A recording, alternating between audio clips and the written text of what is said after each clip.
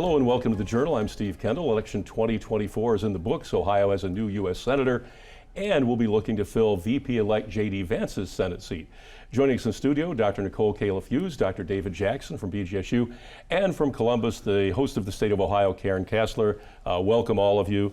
Dr. Hughes, Ohio today versus November 5th. Big difference, no difference, business as usual? What's the story after November 5th? I think for a lot of people it is business as usual. Ohio today looks exactly like it did a couple weeks ago, and it looks exactly like it did a couple weeks before that. We've seen kind of these longer changes over time, but I don't think the election results were terribly surprising. I think maybe some of the gaps and like kind of where things ended up percentage-wise were a little bit bigger than we might have expected. But I think the overall outcome of the election was not necessarily that surprising. Yeah. And Karen, down in Columbus, obviously there's going to be a little bit of change in the legislature, the General Assembly, but again, not a great deal of change. Would that be a correct way to look at it? Yeah, Democrats picked up 2 seats in the House and 2 seats in the Senate. In the Senate, that's a big deal because they were in the deep super minority. But what this has to do more with, the redrawing of district lines in 2023 than it does with, I think, any major change in people's attitude in politics. When I look at the results of, say, the U.S. Senate race, where incumbent Democrat Sherrod Brown was running against newcomer Bernie Moreno, who was Trump endorsed. It's interesting to look back, and Brown had said all along that this was going to be his toughest re-election campaign ever. And it turns out that he underperformed himself in basically every part of the state from how he had done the last time he ran in 2018. So this is the state has definitely continued moving toward the right when you look at the actual data here, and that's pretty evident, I think. Yeah, and Dr. Jackson, I know when we were talking in previous shows, you talked about the fact that J.D. Vance Sherrod Brown would have to outperform the rest of the ticket in Ohio, which he's traditionally had to do the last several elections. Obviously, this time that did not happen the way Trump won by 11%, Brown only lost by 4%. So he did make those inroads into the Republican side, as you described he would need to do, but just not enough. Yeah, to lose by 4 up against 11-point headwinds is in some ways, an impressive performance. Short of the purpose of running a campaign, which is winning, it was somewhat impressive to pull it within that 4 points. The other thing that's interesting is a couple different points. One is here north of us in the 9th district, which is about a Trump +7 district. Representative Marcy Kaptur is up by about 1,100 votes. And so she did the same thing in terms of basically beating by 7 points the trend in the area. But these are 2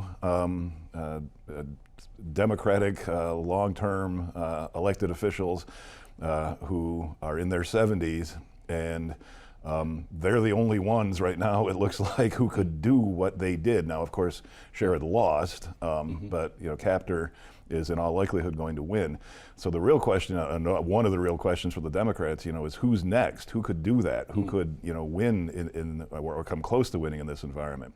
The other thing about Sherrod Brown's race, of course, is his previous elections were much more favorable for Democrats nationally. So, in 2018, you had the midterms, 2012, you had the Obama second election, 2006, you had the midterm. And so this was the first red wave election that he had to run in, and it certainly showed. The other thing that's interesting is at the presidential level in Ohio, and I know that people get tired of me always bringing up the state to the north of us, but in Michigan, of course, was a competitive state in the presidential election, whereas Ohio wasn't. But Ohio had the most expensive Senate election in the country. So and there was a Senate race up in Michigan too. Turnout overall in those 2 states, Michigan and Ohio, is essentially tied, despite the fact that Michigan has 1.7 million fewer people than Ohio does.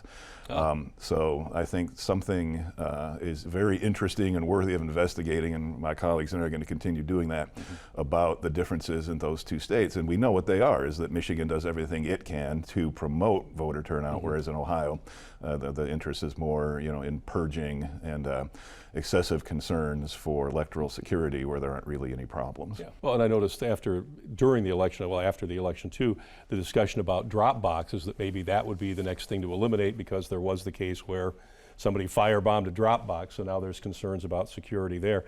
Karen, I know you've talked to various people too about why things happened the way that, or why the outcomes were different than maybe what some people anticipate in terms of margins. In Columbus, what's the feel of the General Assembly? Are they seeing this as a mandate now to move forward between now and the end of the year to take care of some, in their mind, unfinished business, or are they going to wait until after January when an even some degree, maybe an even more stronger majority for them, a more aligned majority steps in? Well, I think there's a lot of factors at play here. I think, first of all, this has been one of the most unproductive legislatures in decades when it comes to the actual number of bills that have been passed. So there's a lot of bills, over 1,000 bills, that are sitting around waiting for action. Well, I think just under 1,000 bills, rather. Wow. A lot, of course, won't go through, and that's typical for any legislative session. But there are some bills that are headline making, considered pretty controversial, that may move forward. We may talk about Senate Bill 83, which is the one that specifically affects higher education. That one seems likely to move forward in the House, according to conversations that I've had with the Senate sponsor. But I think, some of these bills are ready to go, and they may just go ahead and move, since Republicans will maintain a supermajority in the House and Senate. Or maybe some of these bills they'll run out of time and they'll have to start them over. I also expect to see a big Christmas tree bill, which we call it a Christmas tree bill because there's something in it for everybody, present for everybody. And so that could be a bill that a lot of things are thrown into because it will pass. So we get one of those every lame duck session, but that one could be very interesting to watch too. But I think that there's no hurry now. I mean, Democrats did not gain a significant number of seats. There's a feeling that there is a mandate, according to some Republicans. So there's no hurry to get things done, but they'll get done what they want to get done, I think. Okay, well, when we come back, let's talk about the fact too that issue one, the redistricting, way to change the panel that was doing redistricting, lost by 8%. And I know it looked up until close to the election like it was going to win slightly. What that means too, because obviously that means we're not going to see a lot of dramatic change in the way we draw districts in Ohio. So we come back, maybe get each of your opinion on what that means moving forward for Ohio with regard to how we draw our districts. Back in just a moment here on The Journal. Thank you for staying with us on The Journal. Our guests are Karen Kasler, host of the State of Ohio, Dr. David Jackson of the BGSU Department of Political Science, and Dr. Nicole Kalaf-Hughes, also from the BGSU Department of Political Science. Dr. Kalaf-Hughes, issue one, lots of activity, lots of discussion ahead of time, lots of advertising. In the end, Ohioans said, no, we like our redistricting system just the way we have it now. So what does that look like, and what does that mean for Ohio moving forward? Okay, so just to kind of give people like the briefest of overviews, what issue one would have done is it would have created a citizens redistricting commission, essentially made up of 5 Democrats, 5 Republicans, and 5 independents, and they would have been redrawing the lines for our legislative districts in Ohio. And the idea being that it would take it out of the hands of politicians. That was kind of the goal of issue one. It was written by the former Ohio State Supreme Court Chief Justice, who had actually voted down a lot of these unconstitutional districts that we have now. And so that was put on the ballot as an initiative, and it needed 50% of the vote to pass, which it did not get.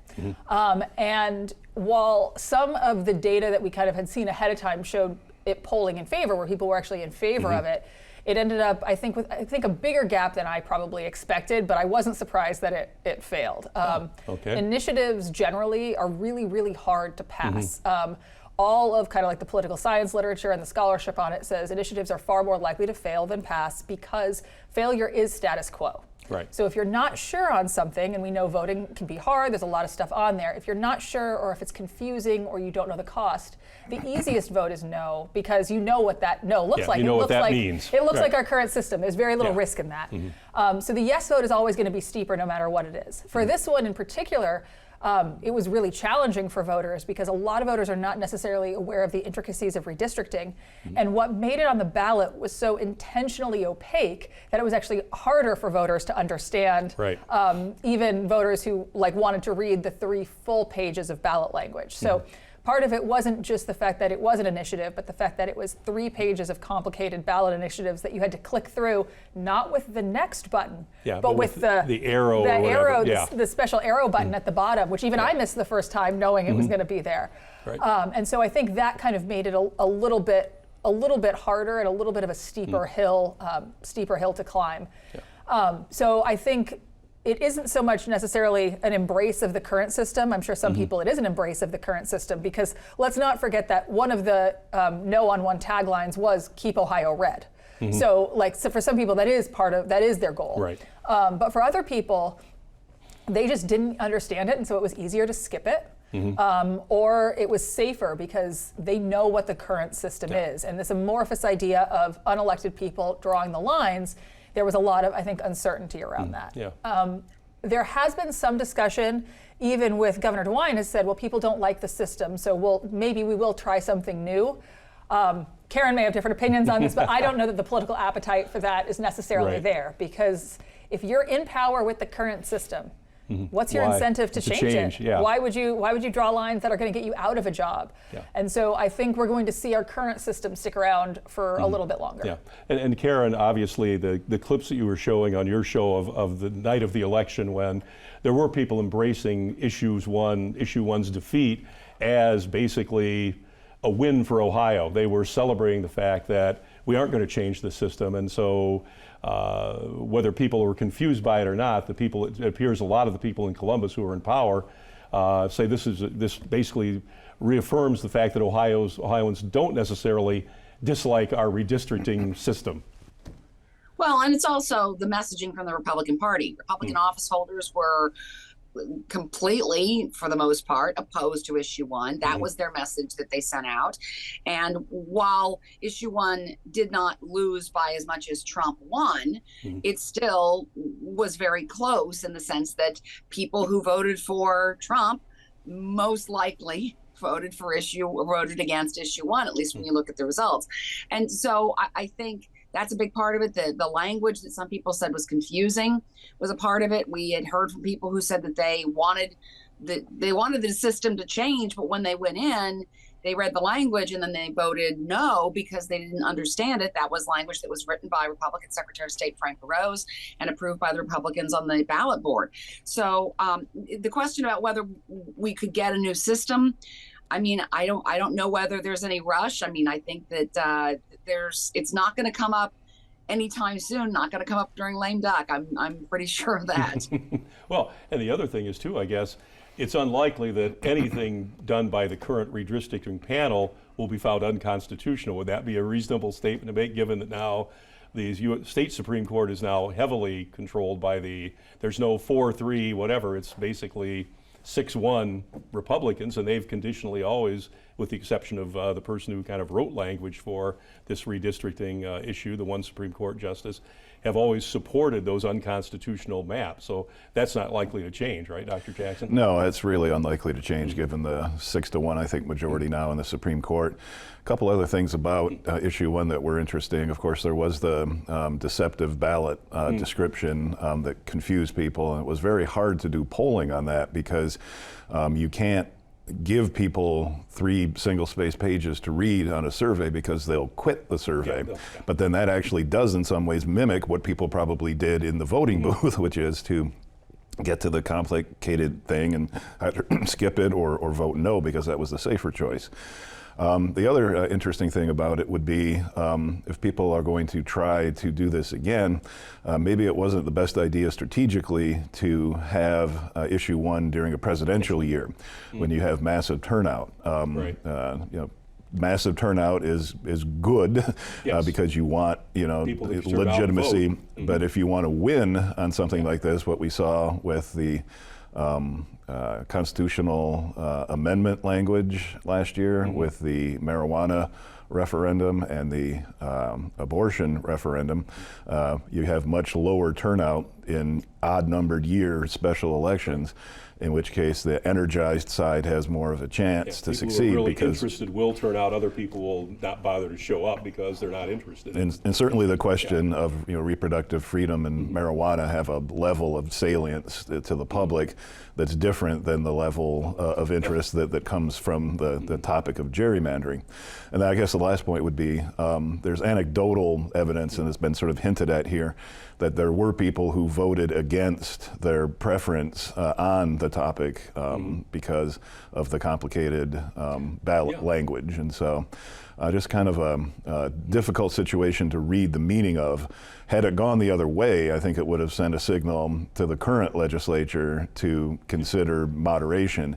But since it went the other way, the signal can be read by the majority as no need to moderate. Keep doing what you're doing, full Do steam more of ahead. it. So. Yeah. Can I add really quick Sure, that yeah. there was a fall off from the presidential vote, about 283,000 fewer votes in issue 1 than in the presidential race. So there definitely was a little bit of a fallout there. Right. Yeah. And I can know too because if you were at a polling place, the language is laid out on a table, and it made I don't know, I'm not sure what it made. War and Peace look like a short document. I mean, it was amazing, and people would, because the lines were long, people would stand and watch, and they'd look at it, and you could tell after about the first 2 or 3 pages of the 38-page display, it's like, okay, well, I've read enough of this.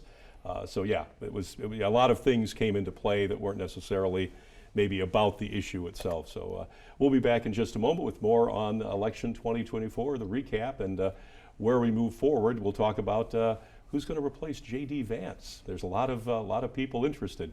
Back in just a moment here on The Journal. You're with us on The Journal, and we're talking about recapping election 2024 with David Jackson, Nicole Kalaf-Hughes, and Karen Kasler.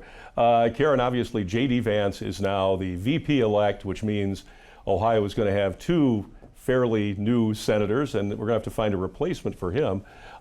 So who's lining up in Columbus and elsewhere around the state for that opportunity to be a U.S. senator and replace J.D. Vance after his long tenure as a U.S. senator?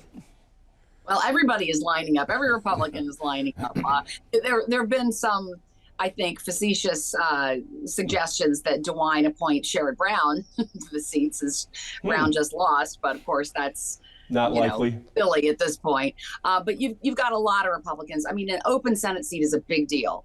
And so DeWine has said that he knows what it takes to be a good U.S. senator. He himself was one until he lost to Sherrod Brown in 2006. And so he's looking for somebody who can run and win. And it's going to have to be somebody who can raise a lot of money, too. This person is going to have to run in 2026 in a special election and then run for their full 6-year term in 2028. So this is going to take a lot of money. Every U.S. Senate race seems to be more expensive than the last. So we're talking tens, if not hundreds of millions of dollars that the candidate, him or herself, is going to have to raise. And so some of the names I've been hearing are former Republican Party Chair Jane Timken. I've heard people like Lieutenant Governor John Husted, who had been in the gubernatorial possibility to run for governor in 2026. Hearing all sorts of people, Republican strategists, current members of Congress. This is part of what you get when one party has really been in charge for a very long time. When an opportunity comes up, a lot of people from that one party are very, very interested. Yeah. And Dr. Hughes? Well, yeah, and I think the one thing that if we look at Ohio history makes this even kind of more interesting is if you look at for the past 40 or 50 years of when Ohio has had to fill a Senate seat for whatever reason, and the governor appoints someone, and they then have to run 2 years later, and then again to fill the regular 6-year term, they have not been successful in that following election. And so some of this is, I think, Ohio is much more red now than it has been in the past, but there is a risk because you're going to be evaluated in a special election 2 years from now, and you won't really have had an opportunity to do much, right? These are 6-year terms in the Senate normally, and you're going to be limited. And when Ohio is sending 2 brand new junior senators to the Senate, they are not going to be well positioned, regardless of them as individuals or partisanship, to bring federal benefits back to Ohio. And that's a lot of what the Senate does, is they go and they bring things back. They should be bringing, essentially representation back to the state of Ohio. And so whoever is selected, who does have to then run again in 2 years, is going to have to really move quickly if they want to kind of buck tradition and actually get reelected. Get reelected after that appointment, yeah. One name that is out of the mix right now is Vivek Ramaswamy, who had run for president. He's from Ohio. He's now joined up with Elon Musk, the two of them heading the Department of Government Efficiency. And so he had been talked about as a possible candidate for governor, U.S. Senate. That kind of opens some of the opportunities here. One person who said he will not accept is Attorney General J.D. He said if he's appointed, he wouldn't accept the appointment. And he seems to be looking at governor, but so is John Husted. So we've got a lot of moving around here, which is a problem the Democrats don't have. They're really, I think, looking to try to figure out who they're going to put up in 2026 for all 5 of those executive offices, including governor. Yeah, which I know, David, when you talked before, the fact that because Democrats have been out of power for so long, who do they turn to if in 2026 to run against whoever the appointed candidate is, the appointed senator by Governor DeWine? Well, the fact that lots of Democrats are talking on social media, hoping that Sherrod Brown runs for the seat in 2026 tells us a lot about the nature of the bench on the Democratic side. Now, I mean, things can change. People can go from unknown statewide to known with enough money and enough. But the fact that Sherrod Brown is considered by some to be the best candidate and a front runner for the position has also been, rumored, speculative talk on social media about Sherrod Brown being the right person to take over the Democratic National Committee. Based on the premise that Democrats need to win back working class voters, and that concept of the dignity of work has been central to Sherrod Brown's career. And so, again, these are things that people say on social media, maybe more so than what actually might be going on in the rest of the world. But that's some thinking that I've been reading about a little bit. Yeah. Well, and Karen, too, if you look at in Columbus, who from the General Assembly on the Democratic side would be a potential Senate candidate? Is there a name? I mean, is there anybody that comes to mind that stands out among any of the people down there? Because there's no statewide office holders to lean back on. So that would seemingly be the next group, would be somebody who's in state government that has at least some name recognition. Yeah, that's been the problem the Democrats have faced now, because these 5 executive offices, governor, attorney general, auditor, secretary of state, and treasurer, we knew they were going to be open because all 5 of the people in those offices are term limited. So this is something I'm sure Democrats have been thinking about for a while. You've got House Minority Leader Allison Russo. You've got some other folks that have maybe local name recognition, but getting that statewide name recognition is a big deal. And because the party has been consistently trying to rebuild but losing ground in these statewide elections, they just don't have any names that are well known besides Sherrod Brown. And now they only have one Democrat in statewide elected office, and that's Justice Jennifer Brunner. Right. Well, and real quick, because we've got about 2 minutes, how does it, if you look at that, how does a Democrat, because basically you look at the map of Ohio, it's urban centers where Democrats are being elected or reelected or whatever. The problem is, how does a person like that appeal to somebody in a rural county like Preble County, or name a county outside of Franklin County, Cuyahoga County, Lucas County, whatever? What message do they bring other than Sherrod Brown's dignity of work message? Because that's where the rubber's meeting the road in Ohio right now. It's not necessarily in the urban areas, but in the other 80 counties that aren't an urban center. Well, yeah, I mean, looking at the situation, I think one thing that is Donald Trump, assuming he chooses to abide by the Constitution, will never be on the ballot again. And so we are trying to figure out how much of what's going on is driven by the power of his personality and movement. And is there going to be Trumpism after Trump? Now, clearly there is. I mean, this is a movement. This is something that's bigger than him as an individual. But does J.D. Vance or somebody else have the same charisma and ability to carry people that way? And so in 2026, typically, the party out of power does better in the midterms, and so anything I suppose is possible, given that he will not be on the ballot in 2026. Yeah. Well, and Dr. Kalaf-Hughes, I'll give you the last word. He's got about a minute and a half or a minute or so. Post-Trump, who's the Republican? Who's the leader in the clubhouse when Donald Trump isn't around? What names come to mind? There obviously be lining up for the U.S. Senate seat. A lot of people. I think that's the answer, is I think it's going to be a lot of people. And I think you saw that a little bit with the Republican primary for president. And I think you're going to see that even at state level elections, is I think it's going to be a lot of people, because a lot of people are going to look at this and say, I have an opening. Now's my shot, and they're gonna go for it, and they're gonna see how it shakes out. And for some of them, it does work out really well, even if they aren't successful. And so we see some of these people who haven't necessarily been successful in the race they've been running, at least right now, getting nominated to positions in secretary appointments, in the cabinet. And so I think you have some people who, even if they know their chance of winning a seat or whatever position it is that they're running for, even if they know their chance isn't great, getting any election to get your name out there often works out well. Not always, and we can think of examples where it hasn't, but I think they'll see their shot and take it. Okay, well, Nikki Haley's not going to get anything. Apparently not. Apparently not. Well, we'll have to leave it there until we get together again in a few more weeks or another month or so after the lame duck session. Maybe after the whole settled transfer of power in Washington, all of that, and see where this all shakes out, and see who is appointed to J.D. Vance's Senate seat.